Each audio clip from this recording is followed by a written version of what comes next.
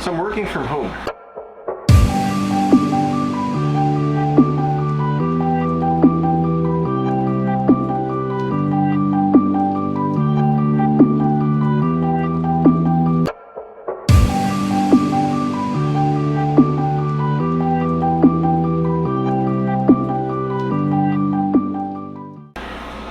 It's a Monday and I'm home because the Local Government of Kalibo has instituted, and this is based on the Memorandum Circular number 10 series 2020 of the Civil Service Commission.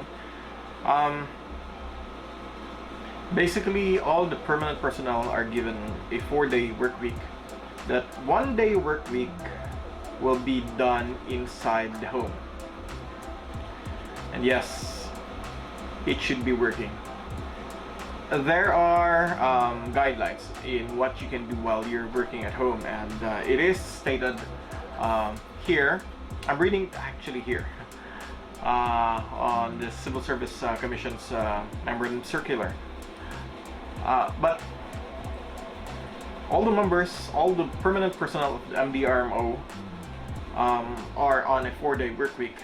That means that we don't do it together.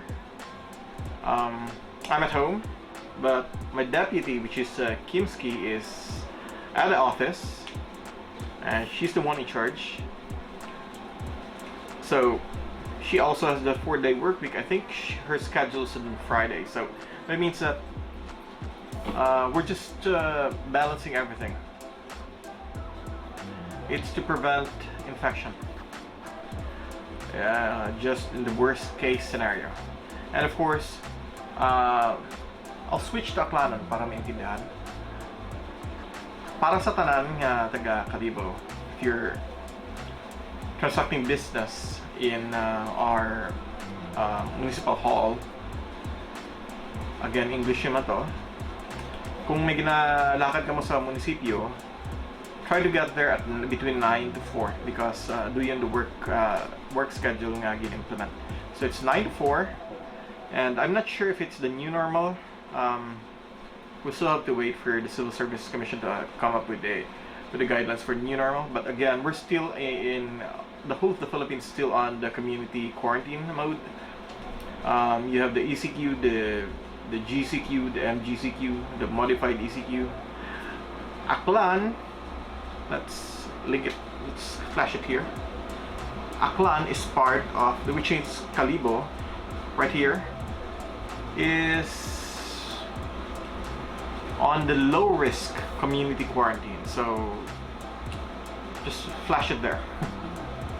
So low risk, we're at low risk. But if you're working from home, it doesn't mean that you're not doing anything. You have to work.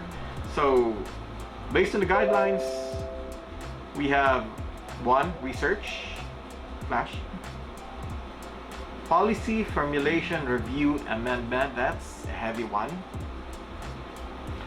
Project work there, including but not limited to drafting of proposals, project statements, project studies, training modules. Kind of hard to do training for disaster management, right? Most of the aspect of the training is also physical, so I'm not sure how we can come up with that.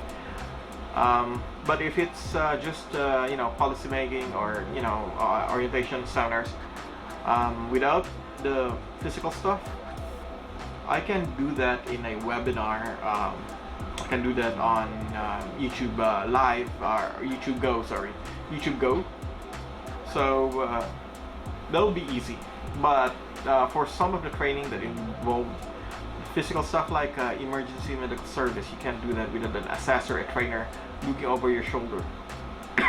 Sorry, that's not COVID. Another thing is I have a rescue training. You can't do that by just watching a video. It's not gonna work. Tactical medicine, a lot of those things is kind of hard, so I'm not sure how to do that. We'll try to find ways for the new normal. Number 4 is data encoding and processing. That's another one that you can do while we're working at home there. Number 5, this is for the legal stuff, for the legal officers and you know, the judges, lawyers, their staff. It's adjudication of cases, review of cases, including legal work, flash here. Budget planning and forecasting here. We also do that because we do have to do budget planning for disaster management. Recording in examination and interpretation of financial records and reports. That's mostly done by our finance, the accounting, budget, treasury, all those, you know, departments under the LGU. That's there, I think. Oh, it's finished. Number 8 is evaluation and formulation of accounting, auditing, and management control systems. So I think this is all about accounting. So our municipal accounting office. Computer programming. There. Database maintenance. There. This is kind of a problem for most LGUs because we don't have a robust system on databasing. I'm talking about being connected to the internet where you can remote control it and try to check or try to maintenance our database. It is hard, mainly because we don't have a dedicated. It's easy actually to explain. How nag English man? Aklan. Madali i-explain dahil ang munisipyo, mostly because of its cutting cost, ay naga-share kung amat it mga internet services. Although iba may una nga sarili man, pero iba wa matana. On the case of MDRRMO, we do have our two IPs, internet ISPs. So may daywa kami. That's Globe and I think Pantelco. But the problem again is aside from I'm talking about a robust, right? When it says robust, I'm also talking about information security or InfoSec, and that's a problem. Most of the LGUs do not have or do not have the budget to, and this is hard, especially some accounting aside or auditing aside. Most of you know, the firewalling, the antivirus system being used to firewall is internet based, or it is based in it is web based. So gabayad ka online, which is malisdan ka ng mga LGU. You know, if you're working in the private sector, it's easy for you to do that. But if you're working in the government, because a lot of it mostly ginautang, mostly mabuhay bayaran. So that's gonna be a problem. Especially kung web-based imo, dapat immediate ro ang pagbayad karon ag subscription-based imo ron. So, and it's also expensive. If you're maintaining a database and if you link it sa internet, the reason why you link it sa internet is so that you can get remote access from wherever you are. But to do that, you have and to avoid being hacked. By the way, I think 6 or 7 years ago, ilang beses na hack ro website it LGU Kalibo. So that's a problem. So computer programming, database maintenance, design work, drafting of drawing plans. That's, I think this is with the planning office and our municipal engineering office. And preparation for information materials, we also do this. Our Public Affairs Information Communication Division under Miss Ara Vargas is also doing this. So flash here. Sending and receiving email. One thing that we're trying to avoid is using email, although it's more secure. Pero problema sa email, hay kaboy buhay, kapin pa mahina internet, especially sa mga LGUs, hay kabuhay mag-load. I'm really lucky that I have a better internet back at home, so this is easy to do.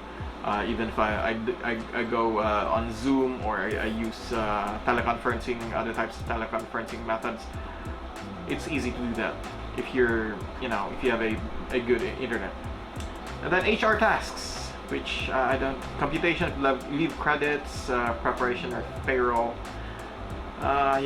We don't do this. It's under Ma'am Eleanor Asada's area. So, other analogous tasks which require the use of a computer and World Wide Web, really www. Been a while when since I read the I read the whole www. World Wide Web, internet. It says open close parentheses internet, for reading, encoding, printing, or submission of return outputs for the review. I'll just put other analogous tasks. Mahaba. Yeah. So that's LG's work week. 4 days on, 1 day off, but you're also working at home and you have to have a good internet to do that. So that's 4 day work week, 1 day work at home, and the para sa mga may transaction, again, it's 9 to 4. It's between 9 a.m. to 4 p.m. So guys, this is an update for the COVID-19 for Kalibo. We have I think we still have one positive, and he or she is quarantined in a facility, so that's good. Just be vigilant. I'll see you in the next vlog. I'm also launching a new channel. I already made the part of the system. I'm going to migrate some of my travel videos there from this channel. Also, that channel is called Kultura ATBP. So it's a Filipino at iba pa. So culture and others. That means that I'll be talking about culture, Filipino culture, because I've had the experience for a while with foreign volunteers, with some friends from outside. I do have to explain to them the nuances of the culture of the Filipinos, so that they won't be offended once they come here. Everybody says that we are welcoming, but also there are times that we can be callous. So, di ka to explain na ako, such as pag mga that's actually for if you have foreign friends, you can use that channel para ma-explain the kultura natin. It's not just for the Philippines, it's also Aklanon. It's gonna be all in English ito, katong channel, because again, it's for foreigners, so that they'll understand how it is in the Philippines. Why do people call them that? Especially if you're a white guy, you'll be called Kano or Puti in Aklanon, or if you're there in Aklan, they'll call you Puti. And there's also the N-word that some of my friends from the US may get really offended, but that's a common thing here. So I'll explain that on that channel. Please subscribe. It's Kultura Atibapa, or Kultura ATBP. Check it out and subscribe, and hit the notification bell, so that if more of the videos that I'm going to do some regular content there with regards to Filipino culture. So yeah, check it out, man. See you in the next vlog.